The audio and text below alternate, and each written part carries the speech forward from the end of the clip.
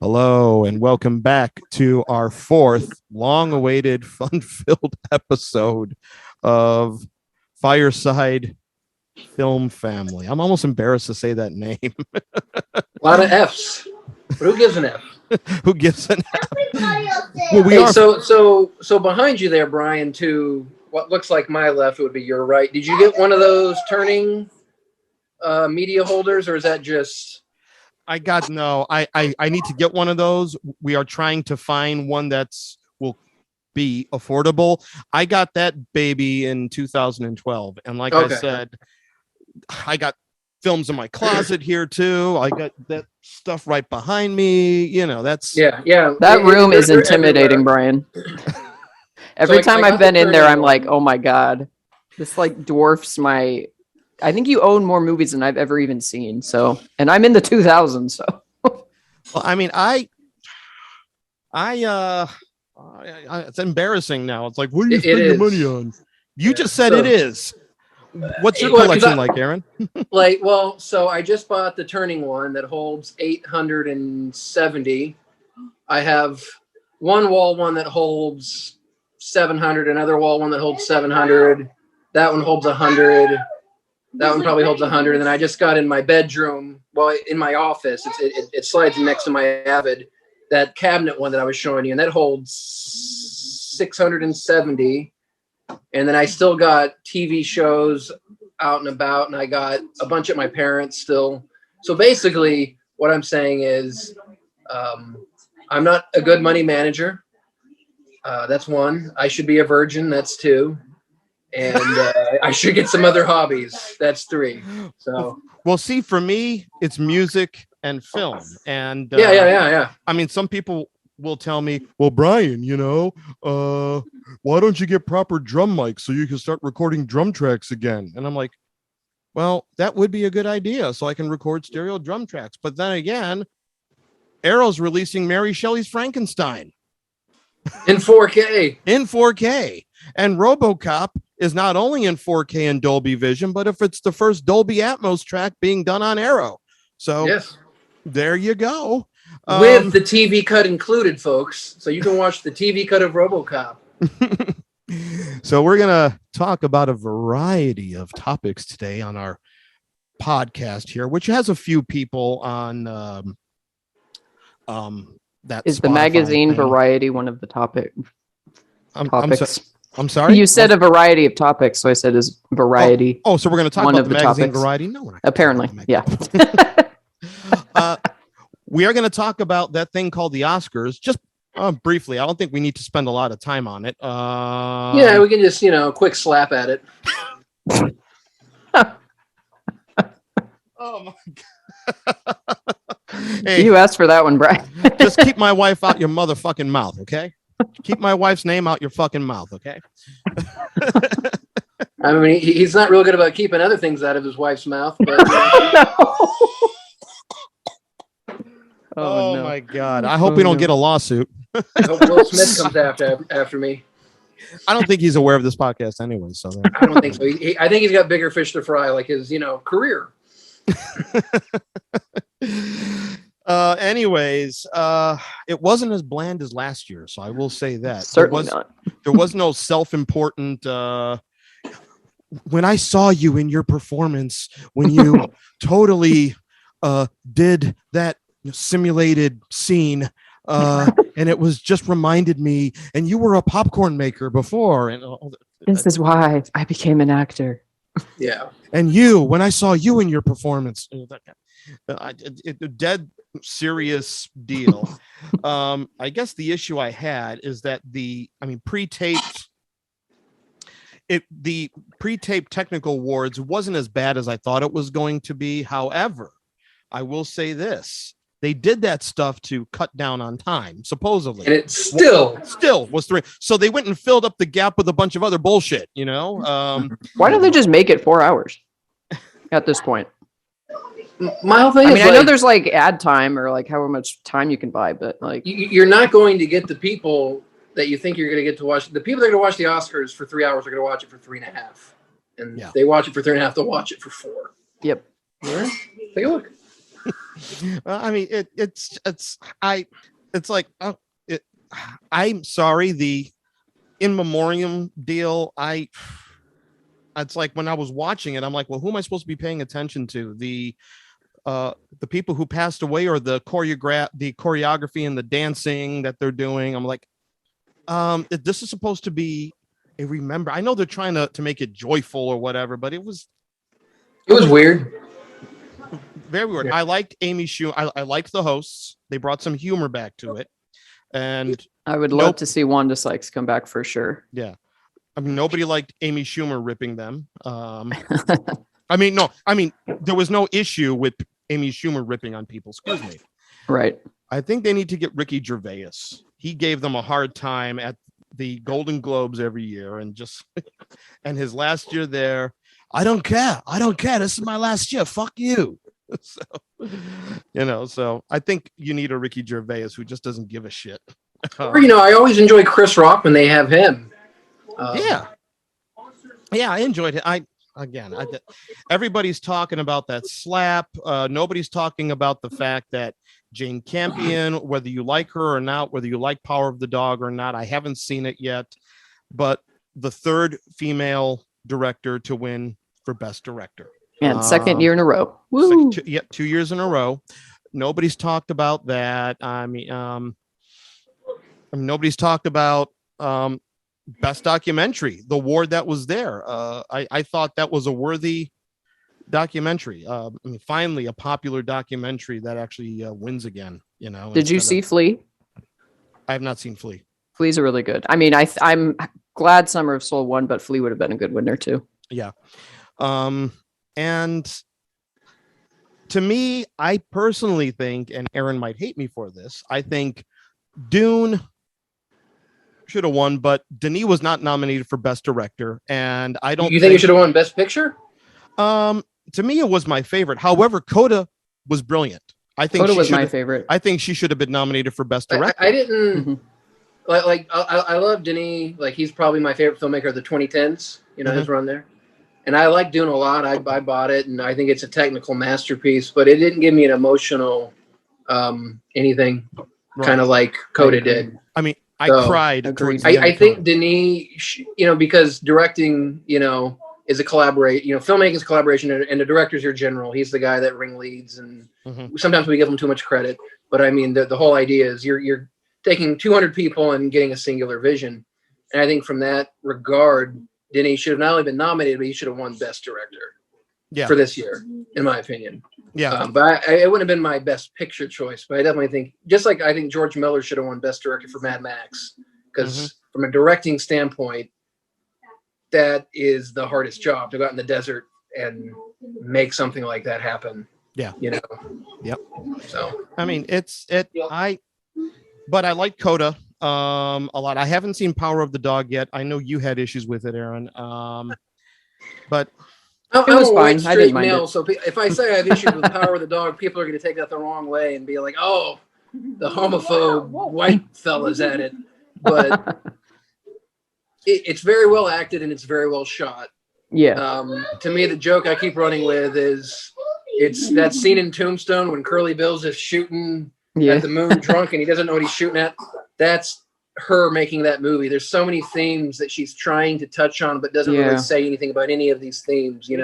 There's stuff about, toxic masculinity in there, and repressed homosexuality and alcoholism and mental health. All these things are in that, but she doesn't really take the time to finesse any of those things. And you're just like, what are you trying to say with this? Agreed. Right. And I unfairly, let's put it like this, had an issue with Jane Campion. I don't know why. I finally broke down. She's a woman, Brian. It has nothing to do with it. Why am I even on this podcast? Yeah, I'm sure if I say that I had an issue with Jane Campion, are you sexist? No, I like Catherine Bigelow. I don't really. I didn't like. I'm not a fan of that movie, but it has nothing to do with her being a female. Right. I mean, I loved Julie Taymor until her ego got wild with her on Broadway with Spider-Man Turn Out the Dark or whatever the hell it was. But I like Julie Taymor. I kind of she was another one I thought of as a modern day Ken Russell. Her and Baz Luhrmann, I consider like modern day Ken Russells. You know, just give them a story, and they're going to give you the biggest sound and the biggest, visuals and spectacle, and blow you all the way back to the seat. I do have issues with Across the Universe because it doesn't have anything to do with the Beatles. I thought the way she used the songs was great. I just thought it took itself a tad too serious. Yeah, that was it. Yeah. I mean, if I have a choice between watching Sgt. Pepper's Lonely Hearts Club Band with the Bee Gees and Peter Frampton, or Across the Universe, at least I could go and laugh at Sgt. Pepper's Lonely Hearts Club Band. But Julie Taymor is great. I kind of like Chloe Zhao to a certain extent. I mean, she is a student of Spike Lee at NYU, so I mean, so that's. I mean, she films sunsets brilliantly. So yeah, she give me more sunsets. Crack the code. Changing filmmaking forever. They're gonna go back and re-edit Days of Heaven now. But yeah, I mean, so the Oscars, to kind of wrap that topic up, it was okay, but somebody gave a review of it, or a director, an actress, or a writer, I don't know who it was, but she was like, I'm not going to watch this antiquated show or whatever it is. And I don't know, do we even need the Oscars anymore? Do they matter? Do they matter? I don't know. Do I enjoy them? Yes. Yeah. You know, I mean, does winning an Oscar mean anything in the long run? I mean, not if you're Will Kurosawa and Hitchcock never won an Oscar, for actually winning one. They were given them for their careers, but so no, I don't think you need one. But I mean, it's cool. It's been a long running thing. There's prestige to it, if you want to call it that. I mean, the cat's been out of the bag for a long time, as far as the fact that oftentimes it's more about who can spend the most money on their marketing campaign. Harvey, yeah, exactly. Yeah, Harvey kind of, let that cat out of the bag for everybody with his years of being an asshole. But I'll watch every year, and if it's pretentious, I'll crack my jokes online. But I still love them. Yeah. My issue with this Oscar, obviously the slap took away from not only the documentary, but everything else that came after. Mm-hmm. I don't have an issue with Chris Rock's joke. He's a stand-up comic. He's there to troll your audience. Will Smith, I think, was stupid. Chris Rock's only stupid thing, I think, was doing the Questlove and Four White Guys line instead of reading the names of the people that won the Oscar. I'd be a little pissed off if I was one of those fellas. Especially since one of them was. Yeah, he's South Asian, right? And he was like, he's not white. Okay. He's not white. Yeah. So, yeah. I mean, they're here. I saw Coda again. I loved Coda. I'll see Power of the Dog next. I haven't seen what's it called? Up in the Air, Up With Me. Don't Look Up. Don't Look Up. My wife saw it and she laughed her ass off. I laughed a lot at that movie. I like McKay. I liked his Dick Cheney film. Yeah, I like Vice too, actually. I loved Vice. I mean, because right there in the middle of the film, it's like, over the next years, Dick Cheney turned his life around and blah, blah, blah, blah. And I was like, they start to roll the credits and everything. Wait. I was like, oh my God. I mean, I know it didn't get a lot of critical acclaim, but we need dark comedies nowadays. We don't have it's a very obvious movie, Mm-hmm. Yeah. It's as subtle as throwing a brick through a window, but I always say I kind of enjoy throwing a brick through a window. It's kind of cathartic sometimes. Yeah. So, It's a good way to look at it. Yeah. So I think we're done with the Oscars there. And speaking of which, this isn't a music podcast, but the Grandma Awards are on tonight. I don't even know what's nominated for Album of the Year. Did you say Grandma, or did I just hear that? I said Grandma. Okay, Awards. just making sure. I mean, you talk about something that should be over with, and like it doesn't even matter. It's people talk about how like they would get confused between sound mixing and sound editing. Yeah. How do you decipher the Grammys? Record of the year, album of the year, song of the year. They're just like, how many can we give out? Yeah, song of the year. I think song of the year goes to the writers and the producers. Yeah, record of the year goes to the artist, writer, and producers. I think. Yeah. Album of the year is for the entire album, which I still want to know why Celine Dion's "Falling Into You" beat "Melancholy and the Infinite Sadness," which is an album. "Falling Into You" is like a bunch of different songs with different producers on every other track. She's got a Jim Steinman song, she's got a Diane Warren tune. I mean, that's no disrespect to Celine Dion, but there. It's like the Grammys are always they're always off base usually. I mean, I think 10 nominees for record of the year. Did they change that? Isn't it normally like 5? I guess they did what the Oscars did. 10 nominations for record of the year. I mean, I guess maybe I'm old, and we'll get off the Grammys soon here because this is a film podcast, not a music. These are all 10 now that I'm looking at it. Until you get to like this individual genre. I thought it used to be 5. Categories. Yeah, it used to be 5. Well, I pulled it up on here, so unless Wikipedia. I haven't paid attention to the Grammys in a long time. So I mean, it's like I was happy Taylor Swift's Folklore won. She's really come into her own. She found her voice, and that's a very good record. It's a very good record. Every song is brilliant. Ryan's a Swiftie. Only recently. I can't go back and hear "This Is What You Made Me Do." I have that CD signed by her somewhere. Yeah, the Folklore record. Yeah, I got it on vinyl and CD. And you have it signed by Tay Tay? No, I don't. I mean, you got T Swift to sign it. I have no idea where it is. Okay. You got T Swift to sign it. That's awesome. That's totally awesome. So there you go. That's like the only thing. But I don't know, the Grammys, when a WAP is nominated for Song and Record of the Year. I mean, like, seriously, that's like you're just out of touch. I'm out of touch. You're being sexist again, Brian. I mean, you're absolutely right. Good. We've gone from stuff like Burt Bacharach and Hal David, a beautifully constructed pop tune, like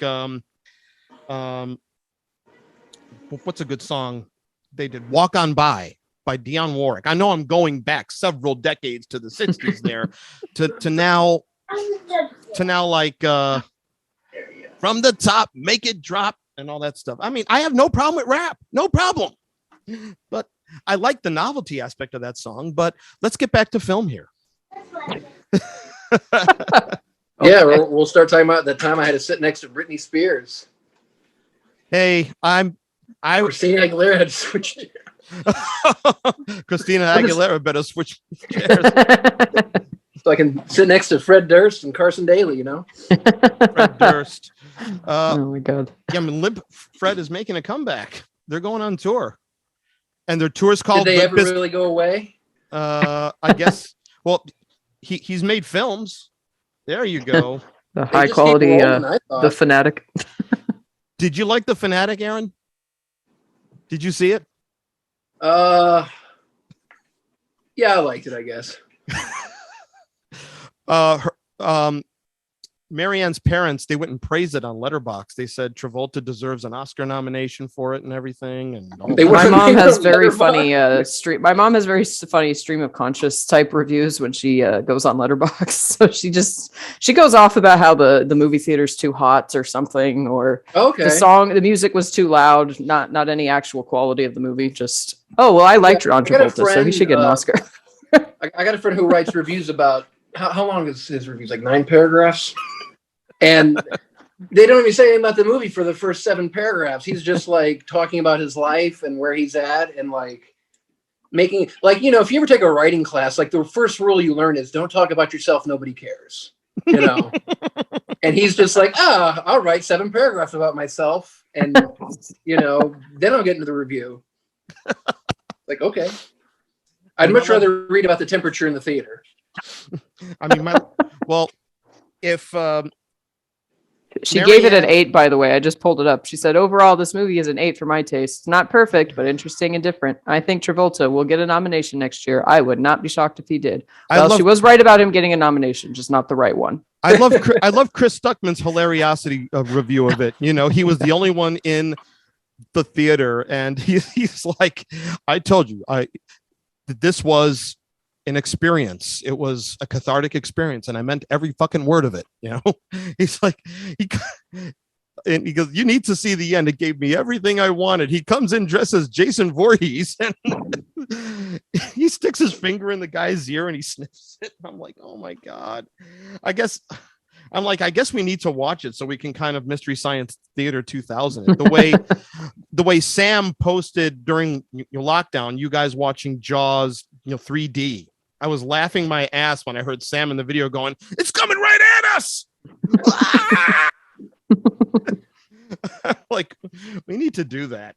You haven't lived until you've watched Jaws 3 in 3D, the way it's intended to be seen, with Louis Gossett Jr. running the show. Move to fish. Oh God. Jaws 4, The Revenge. That's my favorite. The shark roars. Yes, it comes out in slow motion, goes roar. I might have to show that around Christmas time because it's a Christmas movie. And then at the end, you can see, because they filmed so much of it on the Universal backlot in LA, and you could see when they're in the water's splashing up against the fake clouds just a few feet behind them. It's wonderful filmmaking. I mean, Michael Caine didn't show up to get his Oscar for Hannah and Her Sisters because he was devoted to filming this. Oh and what did he say? He's like, I don't care. Paid for that house. That was one of his swimming pool movies that he admits to. I made this to build another house. So let's talk about films that we liked last year and films we're excited about. This is a very stream of consciousness episode. We're just talking about, I'm kind of tired, honestly. So you're tired of talking about the Oscars after the last I'm week? just tired. I think we should do a live stream of us watching a movie one day. Jeez. Bertolucci's 1900. Exciting. Oh yeah, there you go. Yeah. We'll watch the 90-hour Holocaust documentary together. Show up? Yeah. Yikes. No, he criticized Spielberg for doing Schindler's List, and Spielberg came out and said, hey, I respect him, but he just wants to be the only one to tell Holocaust stories. Claude does Lazenbach, and Show is like this big, like, colossal 19 hours. I'd much rather watch Hotel Terminus because at least Marcel Ophuls has a sense of humor about himself. I'd rather watch Hotel Transylvania 4. Okay, yeah. Yeah, but we're talking about serious documentaries. Hotel Terminus. At least Marcel Ophuls was Michael Moore before he was a Michael Moore. There's a person he's trying to interview and he's not turning up, so he starts to interview the plants in the garden, which I thought was funny, which was great. Hey, he made one of Woody Allen's favorite films, or at least Alvy Singer's favorite movies, The Sorrow and the Pity. Alvy Singer! This is Alvy Singer! You're late. I'm standing out here with the cast of The Godfather. That's when Woody Allen was Woody Allen. Unfortunately, we can't talk about him anymore. Why not? Talk about Bruno then? Yeah, we don't talk about Bruno. or Woody. Well, because as soon as you bring up his name, he's more of you have to get in this debate about did he or didn't he? What do you believe and what do you not What's believe? your guys' favorite Polanski flick? Yeah, he's canceled, but you can still talk about Polanski. My favorite Polanski pick is Chinatown. It's Chinatown, and Tess is a close second. Oh, no, I would have guessed you'd go with Chinatown. You're a new wave guy. Who, me? New wave guy, yeah. Yeah, Chinatown's great. Although I love Rosemary's Baby, too. Which explains why Mia Farrow defended him. I even love The Ninth Gate, which means you got Polanski and Johnny Depp in the same movie. Oh, them Twitter's coming for me. I think Woody Allen's best period is the the 70s and early 80s, but my favorite period of him is when Gordon Willis was his cinematographer, beginning with Annie Hall and ending with The Purple Rose of Cairo. Although I do love Crimes and Misdemeanors and Hannah and Her Sisters. I like some of the stuff he did in the 90s. Purple Rose of Cairo needs to be seen by more people. Yeah. I just won that DVD at my Oscar party. You won the DVD? Yeah, I did. Yeah. I mean, Twilight Time, which is a boutique company that no longer exists, sadly, and you could only order them from their website. And there was they actually still do exist. They do, but yeah, they've released some more movies. It's basically Screen Archives or whatever that name is. Basically bought them. Okay. And they used to only really you used to only be able to order them on Screen Archives, and then they made their own website, and then after what was his name? Nick Redman? So the founder passed away, and then everyone thought it would be over, and then they're back to life, sort of. At least that's, they might have even died since then, but I know Screen Gems or whatever, Screen Archives was good to try and keep it going.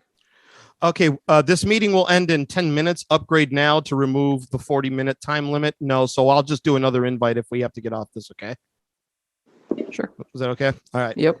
So, but yeah, I mean, Twilight Time, they released a good chunk of his stuff because all MGM UA was willing to do was Sleeper, Annie Hall, Manhattan, and Hannah and Her Sisters. And I think Interiors, which was his first dramatic film, I think is a masterpiece. I think that's a masterpiece. What else? Stardust Memories is okay. Zelig is hilarious. But I mean, Broadway Danny Rose and Purple Rose of Cairo, a huge chunk. Bananas, they issued Bananas. Everything you always wanted to know about sex, but were afraid to ask, which the Gene Wilder sequence in that is still my favorite. Him and the sheep. His wife catches him petting his wool sweater after that. And she leaves him. But that's my favorite sequence. I mean, Love and Death. But yeah, they issued a good chunk of it, and now I think they issued up to Alice, and then Miramax started. No, actually up to Manhattan Murder Mystery. They did. So that's good. So, but you're right. Purple Rose of Cairo needs to be seen. So should we move on after talking about canceled directors, or let's talk about canceled actors now? Canceled. Well, I will say I brought this up to Dan, and I'm like, the problem with Woody Allen as a filmmaker, I did buy A Rainy Day in New York. Sorry, Woody Allen haters. I still have to support his films. Whatever you think. Sorry. But that's your choice. It's my choice. But I just think he's out of ideas. That I would. I think he's been out of ideas for kind of a long time now. Yeah, I mean, if you're out of ideas, I mean, a lot of the things that he is doing now, he did better before. He's like repeating himself. I need to make a movie just to make a movie. Yeah, it feels like he's got to make a movie every year or something to. Yeah, it's like ingrained in him somehow. The last thing I saw of his that I thought was any good was Midnight in Paris, and that was a decade ago now. And that was it. Yeah, that was it. And now it's like, I don't care about Woody anymore as a filmmaker, as whatever, So there you go. That's our Woody story. So best of 2021. What the best of 2021? Stream of consciousness episode. Time left. Well, just under 7 minutes. This is going to be a two-parter, people, that I'll edit together. This will be the only editing I'm going to do here because we got to get something up. Best of 2021. Aaron, you go first. What did you like last year? What? New York Ninja. Uh-huh. New York Ninja was a film that was shot in the 80s, never finished, never dubbed, was in the can for many, many years, just laying in waste. And the fine folks at Vinegar Syndrome took that footage, made up their own story, edited a film out of it, got some pretty good names to dub in voice acting, and I love New York Ninja. And I liked Coda too. Coda was good. Marianne, I'll go last. Okay. So we're just saying our favorite, or you could talk about some of the ones you didn't like too. I mean, if you want to. So I mean, like in terms of rewatchability, it'd have to be Spider-Man: No Way Home, but I don't really necessarily want to like go off on that for factor. Yeah. You don't have to be pretentious about it. It was Spider-Man was a blast, man. It was a very good film. I mean, like I said, when you could do a comic book film and let me care about the characters, it wasn't all about the action. I mean, But here's a question though. If it wasn't about these different Spider-Men from our, because watching that movie is a weird experience. Yeah. I think about the age I was when the Tobey Maguire movies came out. I think about the age I was when the Andrew movies came out, and then obviously the more recent ones. Very different places in my life. And watching them together, it's a weird experience of a lot of who I am coming together. How much of that plays into how good the movie is, I don't know. Because it's an interesting watch because of that. Yeah, I actually liked how it ended on a very quiet note. Actually, that's not the climax of the film. He did what he did. He had to do it, and I like the fact that it ended on a very quiet note. How many superhero films nowadays, or even in the MCU, and on a quiet note? Maybe Endgame, which. I mean, Max always asks me, what's your favorite MCU film? I'm like, Endgame, for a lot of different reasons. There's some personal reasons there, too, which Marianne knows. That's the last film my father saw. Oh, yes. And, right. That's why whenever Tony Stark dies and I start to cry, it's not even about Tony Stark anymore in the film. It's about me turning around and seeing my father, because he didn't sit next to me. He sat in the row above me. I'm turning around and looking at his reaction when that's going on, and that's what I play in my head. So I just, that's an emotional thing. I think movies and music can be very attached to memory.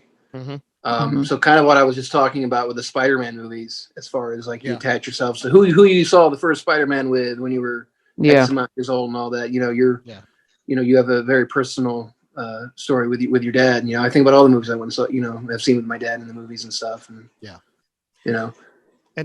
and I know Dan's not here today, but he said Free Guy was his favorite film, and Free Guy was one of my favorite films too, because here was a blockbuster, a Hollywood film that doesn't have an IP attached to it. It's not a franchise. They want to turn it into a franchise, and I'm like, please don't. They will. It had good ideas in it, very good ideas. It was inventive. You cared about the characters. I mean, when was the last time you had an original blockbuster Hollywood film that had just some good ideas in it? And I liked it a lot. I was surprised. Dan and it was really fun. Yeah, that was a 2 for that day. That's right. You did. My wife had said, you got the Stubbs A-list. You need to take advantage of it or we're going to cancel it. So I said, Dan, the other one was Green Knight, right? Yeah, the other one was Green Knight, which I didn't know if I liked at first, because I was like, what the hell am I watching here? Yeah, it was not for me. Holy shit. Did I just take a couple of tabs of acid here? I mean, it's like, but then the disc came out. Beautiful disc, by the way. Beautiful 4K disc. Shot with my favorite camera, the Arri Alexa 65. Dolby Atmos sound, and I watched it again, and I took that trip again, and I had a great time taking that trip. That's good. And I'll take that trip a third time. And I want to know more about David Lowery. He's doing the upcoming Disney Peter Pan of Wendy film that's coming out. So I'm like, he can go. Is that the one with what's her name? The other P.T. Anderson's daughter, and I can't remember her name right now. Jeez. I don't the one know. who made the P.T. Anderson that makes bad movies. Oh, you mean the Boogie Nights guy? Yeah. No. Them's fighting words for me. I'm a PTA stan. Sorry. I'm sorry. No, I'm talking about Paul the one W.S. Anderson is a poet of the cinematic language. Event Horizon is a masterpiece.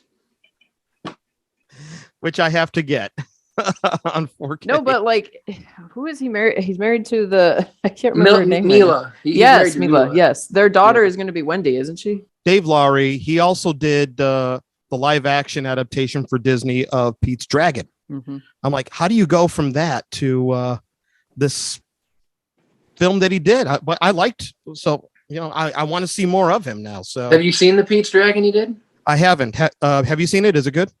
Yeah, it's very good, and it's one of the better because I'm not a fan of the let's just print money formula for Disney. You know, let's just put nostalgia up on the screen and make $1 billion. Pete's Dragon is kind of its own thing, and it's a little dark. Okay. Yeah. I don't. Did you see it, Marianne? No, I didn't. Yeah, it's I like it. I think it's one of the better ones they've done by far. I actually like Branagh's take on Cinderella. Actually, okay, they've done Cinderella twice now, right? As live action, because then they just do it recently too. That wasn't Disney. That wasn't Disney. About the Camila Cabello one. Okay, that's its own. That was like Amazon Sony Prime. Okay. Yeah, that was Amazon Prime that did that one. Yeah, I hear Cinderella. I'm just like, oh, I'm good. So. Yeah. I didn't see the new one. Oscars, and I was like, oh, I'll watch that movie maybe. All right, so yeah, that's pretty much what I was. Of course, Spider-Man: No Way Home. I liked that. What else came out last year that I liked a lot? What about Nobody? Anybody watch Nobody? I saw. No, I didn't like Nobody, but I liked The Prestige. Not The Prestige. What's the? Goddamn. Protege. Christopher Nolan is Prestige is a great film too. Yeah, while we're at it, I probably have Nolan on my mind because I decided to pop in the disc for Tenet last night and put the subtitles on, and I've never had trouble with the sound in that movie. I didn't either. I purposely, I got one of those subtitle devices when I saw it in the theater, and I didn't even use it. But everybody had told me they couldn't hear the dialogue. When I went and saw it at Majestic, I trust our projectionist Adam. He's very good at what he does, and I think there was literally maybe one line that I didn't catch, and it was kind of said in such passing that I caught it on my next viewing just fine. So I think the issue that people really had with it wasn't so much the dialogue, is that they really couldn't follow it. There's no breathing room in that movie. No, there isn't. It's edited very which is is what it is. But but I didn't have a problem with that movie. It's not like it's my favorite Nolan or anything, but I'm not gonna hate on a movie where you have an RPG hit a building, exploding it and imploding it in reverse motion at the same time. Am I going to hate on that? I can't hate on that. No, yeah. I don't hate on that. I like Nolan. The only thing I don't like about Nolan, and Marianne and I were having this topic before we started, was 2001: A Space Odyssey unrestored, which I saw in 70 millimeter because she asked me, is there any place out here that does 70 millimeter? I said, well, the last thing I saw in 70 millimeter was Harkins Tempe Marketplace, the 2001 50th anniversary unrestored edition, and how Christopher Nolan, he was like, we had to show the scratches and the film tears because it's film and it's pure and people need to see that. I'm like, it's not a scratchy vinyl record. Kubrick would not want a film print out there like that that's got baked in film tears and you recolor timed it, and that's the extent of your involvement, and then go to the Cannes Film Festival and blast film restoration experts for including digital. Wonderful World of Brothers Grimm, which I just got, only could exist restored because of the digital realm. There's no way that film could have been restored photochemically. It would have cost too much. The negative was just the whole Cinerama negative was basically had massive water damage on it. It could only be done digitally. But to his point, just to play devil's advocate here, because I like that movie too, because it's something your buddy Robert Harris has also talked about. Yeah. Don't you feel that there should be more people that actually know how film works, how it breathes, and how it looks involved in digital restoration? because a lot of these cats that are working on digital restoration now have no idea anything about film. They know how to scan it and fix it, but they don't really know how things are supposed to look and feel. True. And that's when you get things like the To Catch a Thief restoration, where they're like, oh, this green isn't supposed to be here. We'll make it blue. That's what Hitchcock wanted. Exactly. And I totally agree with that. Well, you're in that Facebook group with me, and you see all these people's conversations with, I wish they would just have the films to fill my entire 16:9 television. I buy a 16:9 television so I could show off the entire picture structure and the entire 4K pixelization of the OLED. And my favorite was the dude who was like, because I was arguing with him, and he's like, I spent $5,000 on my TV and I wanted to fill up or whatever. And he's like, don't you want to fill up your TV? And I was like, I don't have a TV. I got a giant ass projector, bro. And he's like, well, I wish we could all, afford such extravagances. And I'm like, dude, I spent less on that setup than your $5,000 TV. Not my problem that you spent your money in the wrong place. Yeah, I'm sure it's cheaper to get a screen and a good projector than it was. I use a projector here. That's what I watch now. I don't even have a TV. I just my boyfriend look at you. You know, a projector just to catch I just got my 55-inch Dolby Vision Vizio. So I've showed it to you, Brian. I got an ultra short throw. It sits right where a TV would sit, right off the wall, and I got a giant screen. And I don't care if there's black bars because the aspect ratios are what they are. Yeah, and I want them to look like how they were when they filmed. Yes, exactly. They originally composed it. Exactly. So let's talk about, widescreen and letterboxing and the high def world that we live in and all that stuff. Now, I'll tell you this, and I can't believe we're even having this discussion. That in that group, especially, I thought, aren't we beyond this? We wanted laser discs back in the day because we could see it in the original aspect ratio until studios started to issue their widescreen collection, their select titles that they would issue widescreen. I know Fox had that. They basically took the Laserdisc transfer and put it on VHS. That's where I first saw The Abyss Special Edition on that VHS. But when I got DVD, I was happy. I was never going to be able to see a pan and scan film again. And now we're having a discussion in this 4K world that we live in, either on disc or on streaming. People are they want to see the IMAX enhanced now on streaming, and it's like and that IMAX enhanced thing kind of. I watched on Disney Plus Avengers Infinity War, which I didn't see in IMAX. I saw it at a Dolby Cinema, so I saw it 2:3:5 aspect ratio, and when I watched the IMAX enhanced, I saw, if this is the way, like the Russo brothers and their cinematographers said, we framed the whole film for the 1:90 aspect ratio. Then why am I seeing all this excess headroom at the top of the frame? Why is it in Endgame when Happy talks to Hope Stark about cheeseburgers at the end? Do you see the boom mic at the top of the frame and the IMAX enhanced? That's just the angel of Tony Stark coming in and it's like down on them. Yeah, it's like, if you were deliberately framing for 1:90, you wouldn't have that boom mic there. So, I became aware of panning and scanning. I'm going to talk about one of my top 10 favorite films, and Aaron's probably going to be like, ugh. But one of my top 10 favorite films is Woodstock, Academy Award winner for Best Documentary in 1970, Woodstock. I got it on Blu-ray. I'm not going to, I won't lie. And it's like, I first saw it on PBS in fifth grade. My mom told me about it, and all of the multi-image sequences on PBS were actually letterboxed. And to me, it reminded me, come on, I'm in my early teens in the 80s. I was 12 years old when I saw it. Seeing all the multi-image screen images in the film, it was like the Thompson Twins Hold Me Now video, Oh, they did this stuff back then. That's cool. It's kind of great seeing Pete Townsend in the middle, Roger Daltrey on this frame, and a mirror image of the same shot on the other. So it's like they're going in, and it was cool. So Christmas of 87, my mom got me Woodstock on VHS. It was one of the early, I mean, all they did was take their clamshell edition of it, and Aaron knows what I'm talking about, the clamshell VHS boxes, and stick it in a new box.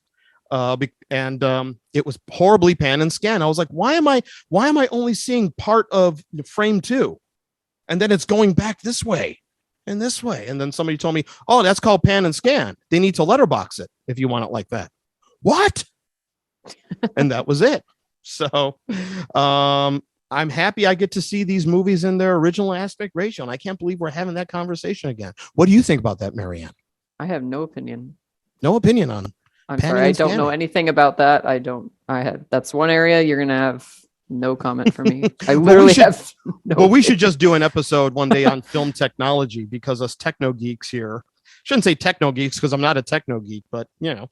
It's a good learning. This is a good learning. Aaron and I could do an entire episode on the history of THX. I'm sure. I mean, in the early 2000s, before slipcovers became a fetish, DVDs, most of them would come with, we were talking about this the other day, Brian, they would come with a little booklet, you know, it would be a page or two, or sometimes just a page. And, you know, you'd have your chapter selections. Yep, and I remember. Maybe some notes. And a lot of them, particularly the MGM titles, would show you the difference between pan and scan and widescreen. And no matter how many people I try to explain it to, because they would say, why are these DVDs, you know, why I have these bars on my TV, because this is before most people had a widescreen TV here in America.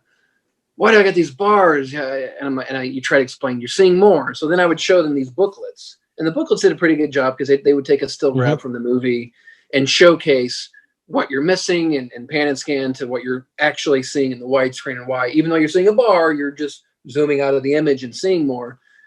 And I thought, okay, people are finally, you know, I'd show them that, and then I would show them the movie or whatever, and they'd finally get it. I was like, oh, it's so great that the day is coming that I won't have to explain this anymore, and we're going to get widescreen TVs, and they'll understand. And then in groups like this, there's still people who just don't care, and they're like, zoom in on the image.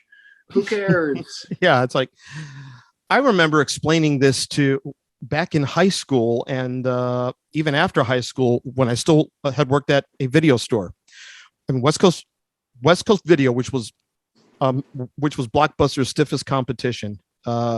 Corporate eventually did go bankrupt, but the individual stores that were franchised still stayed in business. So our store in Jefferson Park in Chicago was very big.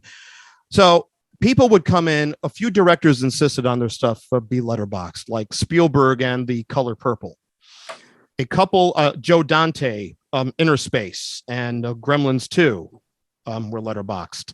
So there were a few titles that were out there letterboxed, and people would come in. Yeah, I'm getting black bars on the top and bottom of my picture here, and I'm trying to do the track. Remember VCR tracking? I'm trying to do the tracking on my VCR, and nothing is working. And I would explain that to them. Oh, okay. So how do I fix that? You don't. So then I'd have to give them their money back. They don't want to watch the film with black bars and blah, blah, blah. Okay. All right. But we're back to that with our 16:9 video fetishists out there who I don't think actually care about the movie. They just care about how awesome it's going to look on their new Sony 8K Bravura television where you could stream 4K quality movies on Sony's streaming that's only available on the new Sony 8K Bravura televisions, which are like, I don't know, how much are they, Aaron? Like 20,000? You know, too rich for my blood. Yeah. I mean, people are talking. No need for that. No need. You could watch No Way Home in IMAX enhanced. Why are they doing that on disc? See, to go back to your point of like the Disney Plus thing, where they're like, oh, we're releasing all these movies in IMAX enhanced.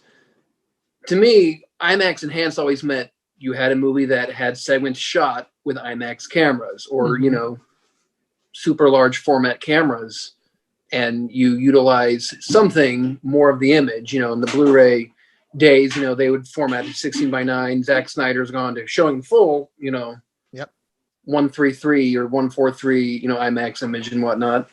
But like, just taking off a mat or changing the mat a little bit, that's not IMAX enhanced to me. It's just bullshit jargon to get people to spend more money on your stupid streaming service. Yep. And thanks to Bob Chapek, I mean, Disney Plus has kind of plateaued. And I mean, Disney stock is dropping now too, and everything. It's like, there you go. I still prefer damn physical. Turning Red movie. That should have been. How dare they make a movie for young ladies? Seriously. It should have been in the bitches. Yeah, it should have been in the theaters. And thank goodness Lightyear is going to be there. But Pixar's been actually pissed because Soul was streaming, which makes sense. Which makes sense. But I mean, Raya was in the theaters. That's a Disney one, not a Disney Pixar, a Disney one. And then I mean, Luca went straight to streaming. I mean, Raya's still in the theaters now. End of last year, the movie theaters are back. People are starting to see movies again. I mean, Spider-Man No Way Home got people back into the theaters. Even Paul Thomas Anderson, he was like, we shouldn't be upset with comic book films and all that. You know what's going to get people back in the theaters? Spider-Man No Way Home. And we should be thankful for that. And people flocked to see it, and it broke a lot of box office records. And Jesus, I was going somewhere with this. Now I totally forgot where I was going with it. Pixar? Oh, yeah. But so people are back in the theaters. I saw the trailer for Turning Red when Encanto came out. Encanto was in the theaters. Yeah. Turning Red now going direct to streaming on Disney Plus. And it's like Pixar, and rightfully so, they got pissed. It's like they're now like this secondary thing.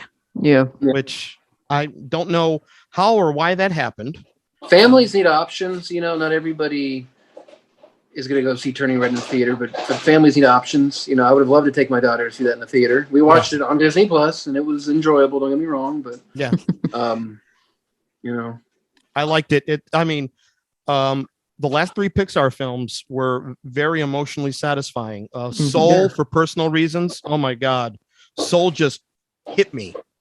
Especially that piano piece Trent Reznor wrote and John Baptiste actually plays when the main character is actually sitting at the piano and he plays that piece and he remembers his life. It's not about a purpose. It's about him at a diner eating a slice of pecan pie. And I lost it. I lost it during that moment. I was like, perfect. And I mean, Luca, the story, that actually hit Max at the end of the film, my younger son, when he decides to go away to school and his friend stays back. He lost it because he has a best friend, and I think it kind of reminds him of him and his best friend Hunter. And now Turning Red, just emotionally, they knocked it out of the park for me. Encanto was good. Encanto was okay. It's got a great soundtrack. Speaking of Oscars, they nominated the wrong song. Had they nominated We Don't Talk About Bruno, Lin-Manuel would have gotten his EGOT. Why they didn't nominate that one, I have no idea. That's like Disney's biggest hit since. Didn't they don't you have to pick the nominations? Like they had to pick them before the movie came out though, didn't they? I don't know.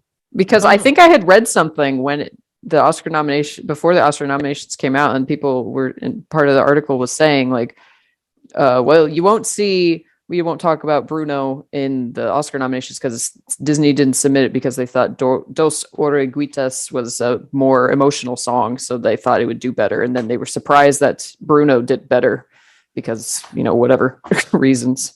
Yeah. I saw it in the movie theaters and as I saw it with my niece and as I'm watching it, I'm like, I'm hearing the song and I'm like, that's going to be a hit. It's just like, you hear the song. I'm like, that's going to be a hit. Yeah. You hear Let It Go by Idina Menzel, not the one by Demi Lovato that plays on the end credits. That was the one that was supposed to be Adele Dazeem. Adele Dazeem. Yeah. The one done by Adele Dazeem was the hit. Not the one done by I'm Frozen. Go let it, no disrespect to Demi, no disrespect to Demi or Shopping Malls, but that's the mall punk version, Yeah. That one wasn't the hit. It was Adele Dazeem's version. So I will say though, the song Dos Oruguitas, I probably said that wrong. I actually cried in the movie when that song played. I didn't cry during.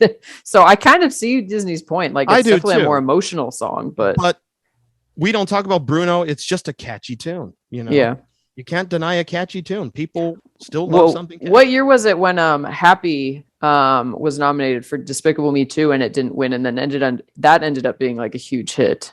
The one by Pharrell Williams. Yeah, I don't know. Because I hadn't even heard of it, and then like I saw the Oscars and I heard the song, and then it got like huge, and it was so weird. It's like, I don't know. This Despicable Me song is like I am upset that Diane Warren, 13 nominations, 0 wins. I used to. I mean, in the 90s, being I hate the term grunge because the media came up with that term, but being semi grunge for people that need to have a word to it. I became anti-Diane Warren, anti-professional songwriter. But as I got older, I'm like, hey, she's got a craft. She knows how to write a hit tune. You can't deny that. She's got some kind of magic thing where no matter what she does, she can write a hit tune. And I respect that now. And I like it. Actually, so poor Diane Warren, she should have been the one to bum rush the stage that night. 13 nominations, 0 wins. How many number ones did you have, Lin-Manuel? We all can't be Randy Newman, and just who writes the give me an when I was younger. Yeah. I like the non-Disney Randy Newman. I like Nilsson sings Newman. That's yeah. But I mean, with Disney and Pixar, he writes the same song. When I was younger, when I was a friend, you got a friend with me. I mean, my favorite Randy Newman is "Let's drop the big one and see what happens." That's my favorite Randy Newman. Or in the 90s, he did a song about the aging rock star who still has to go on the big tours. I'm dead, but I don't know it. I'm dead, but give me an Oscar, yeah. I think that's how I love LA. You got it. Oh, now that just makes me think of the whole sequence, the baseball sequence in The Naked Gun, which is just masterful. Oh, it is. Yeah. Oh, Top Secret's finally coming out on Blu-ray. I'm buying that. Yeah. Nice. I'm very excited for that. Top Secret is actually my favorite Zucker movie. So I'm excited for that. When I met Val Kilmer the first time, I made a Top Secret reference to him, and he laughed wholeheartedly, and that made me feel good. That's awesome. How do we know you're not really Mel Torme? This is not Mel Torme. I just love that the Zucker brothers made him learn how to play guitar for real. And then when they got on set, they were like, "We were just kidding. We want you to play badly." He's like, "But I learned how to play guitar for real." They're like, God. "Yeah, but don't do it." Because it's totally bitching, riding waves while you're shooting the pigeons. Skeet surfing. So good. We're waxing down our surfboards and our 12 gauges too. I remember the first time I saw the old movie Cloak and Dagger, not the 80s Atari movie, but the spy movie from the 40s. And I was like watching it, Then who did that? Was it Fritz Lang or somebody? I don't remember. I don't. But I was watching, I was like, oh my God, this is half of Top Secret comes from this movie. So good. My favorite is the Blue Lagoon parody in there. Oh yeah. Oh yeah. Made so with dry seaweed and snot.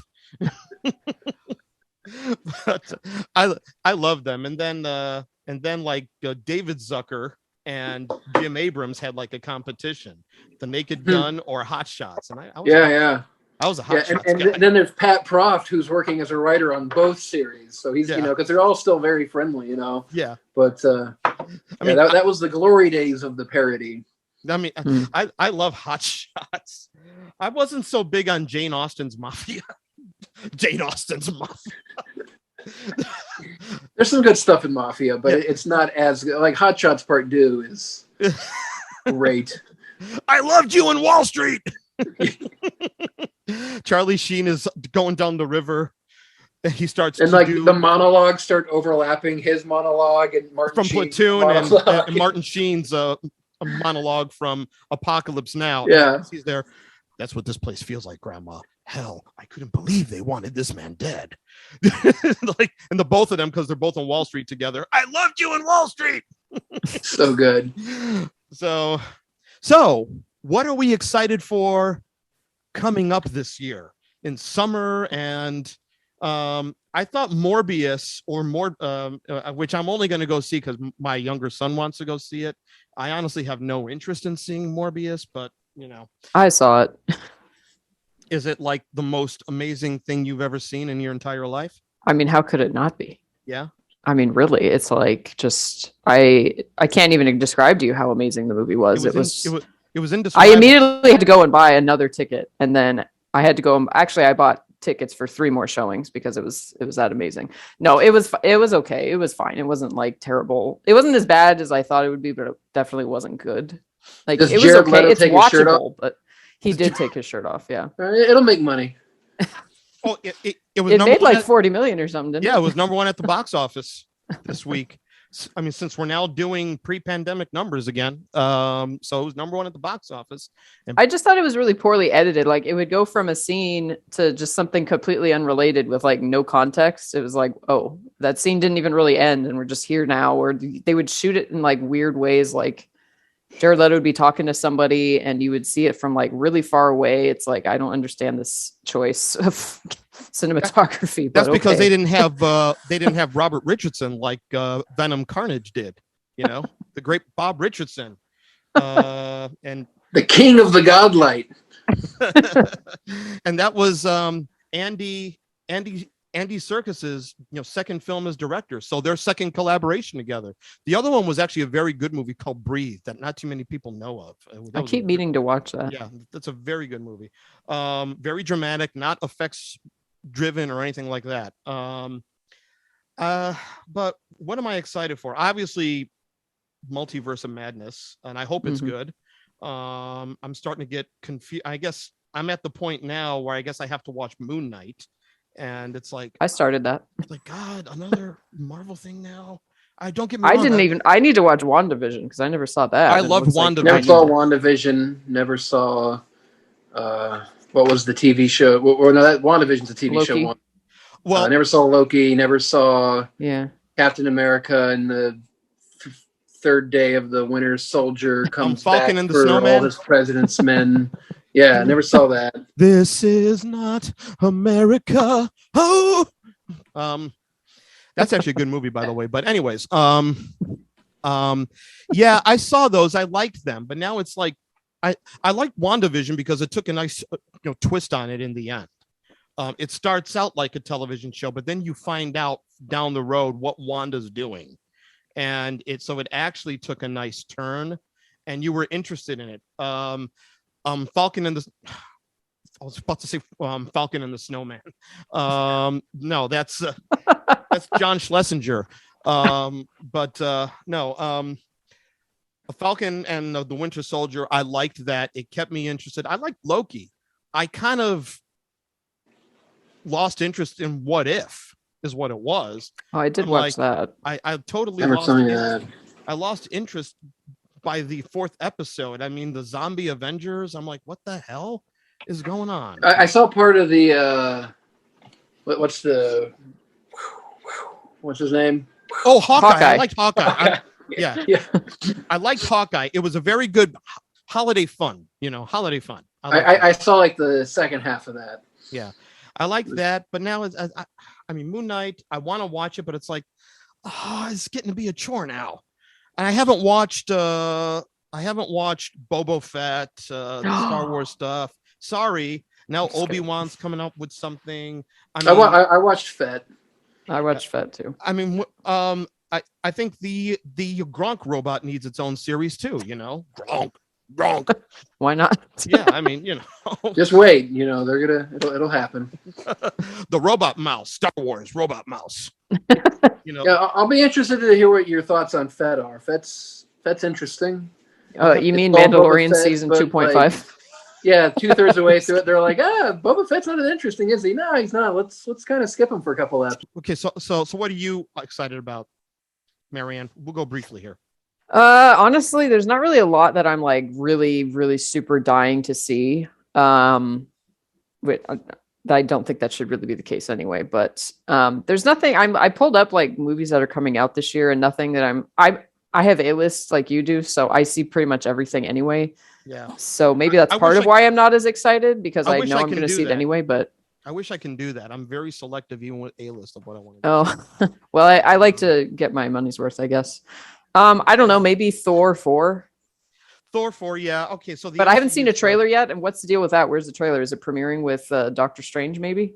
I don't know. I have no idea. But I'm excited for that. I think that'll be pretty interesting. Honestly, other than like the typical Marvel stuff, I'll say that I'm excited to see Elvis. That's a date with me and my mom. She loves Elvis. Baz Luhrmann, Tom Hanks playing Colonel Tom Parker, and not in a very likable way. I want to see Tom Hanks as a villain, but I don't know if it's totally from Colonel Tom Parker's point of view. I mean, the way the trailer looks, it looks like they're covering every aspect of Elvis's career in it. So did they release the runtime for that yet? It's like super long, isn't it? I hope so. That's the only way you can tell Elvis's story. I mean, I'm excited for that. And when you brought up Damien Chazelle's Babylon, which I totally forgot about, I'm excited. I like Chazelle. I know some people think La La Land is overrated. Me. You do, but sure like do. I told you, he hooked me in by that CinemaScope logo at the beginning. Yeah. This is my Warren Beatty.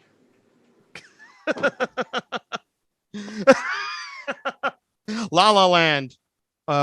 Moonlight, you won Best Picture. But I liked First Man quite a lot. First Man, I liked. I think a lot more people would have seen it if it wasn't for the stupid controversy that came up over the American flag. I got an argument with the guy about that because he was like, he was mad about it.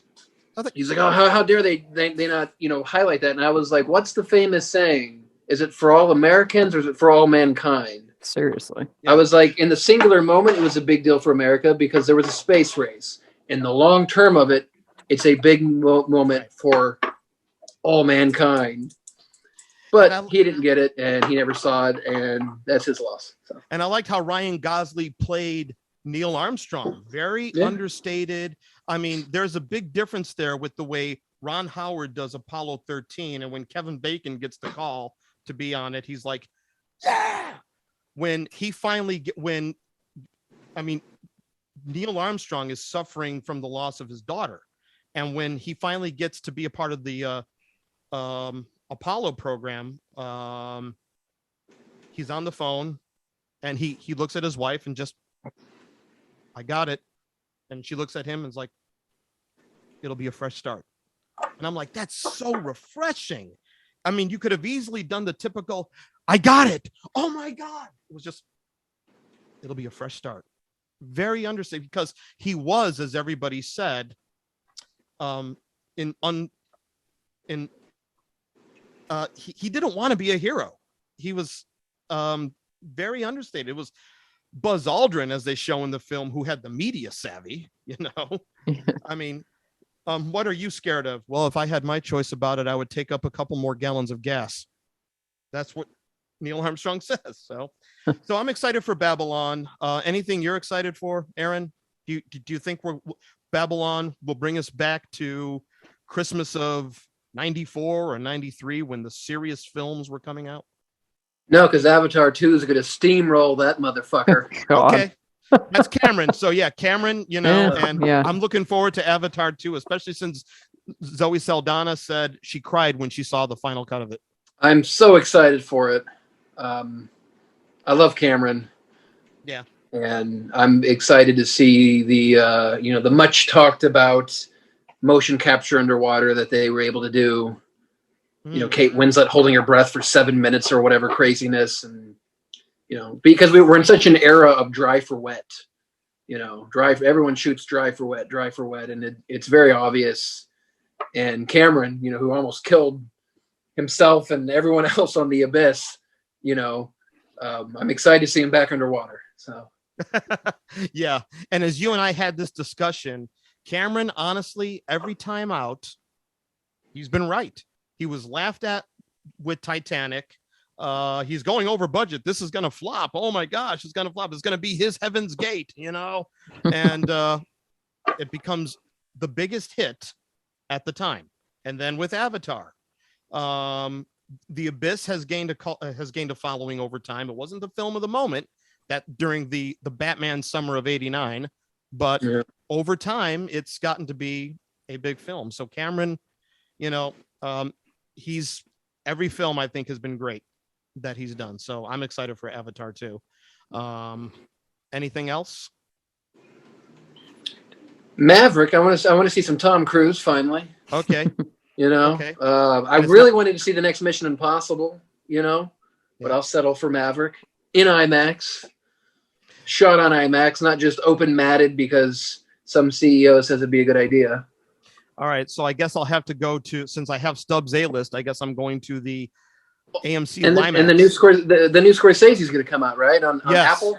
Yes. It's going to be on Apple, I believe. Yes, but I heard Paramount is distributing it, Apple and Paramount, so I know it's going to get a theatrical showing. Well, I mean, we did Irishman for I think a week or so. I saw it before it hit Netflix on the big screen the way it should be seen. Yeah.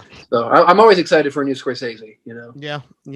So am I. Which IMAX do you go to, or do you have a preference? If I go to IMAX, I'm going to go to the one at Mills. Yeah, Harkins that's IMAX. what I go to. Yeah. But I got Stubbs A-list, and I'll have to take advantage of the IMAX. So yeah, I used to have Stubbs, and I would do the Dolby Cinema. Mm-hmm. This was back when the red lighting that I've sent you pictures of was there. That just bothered me so much. Sometimes it'd be really bad, sometimes it wouldn't be noticeable. But I was just like, this is supposed to be your premiere, and this is cool. Right. The red vignette over the movie. Yeah. But I will say this. I think Harkins does the PLF. For those that don't know, that's premium large format. I think Cine Capri, of course, in Scottsdale, but now they're Cine One XL, which they also have at Arizona Mills as well as the IMAX. I think that beats a Dolby Cinema. Harkins is always good with film. They project in the right aspect ratios. Sometimes AMC doesn't do that, but their screens will conform to the right aspect ratios. And I like Harkins. They're local, and I would have to say Majestic is a close second because I'm surrounded by film nerds having an experience. So, and that's local as well. So. Yes, it is. Yep. All local. And I'll keep my Dan H stories to myself, but. But yeah, if you haven't gone to a Harkins Cine One XL, I go to the one in Goodyear, 80-foot widescreen with Dolby Atmos. It has the curtains and the drapes, just like a Cine Capri. It's a very good experience. It reminds. It's still a shame that they tore down the original Cine Capri. It is. It's still a shame that they tore down the Camel View, the original Camel View. Yep.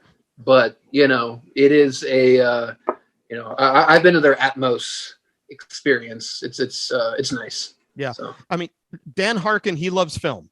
And whenever I go to a Harkins, the staff, it's like they're excited to be there. Every time I go to an AMC, it's like I try to joke with the person giving me my ticket or giving me popcorn. It's like, okay, all right, here you go.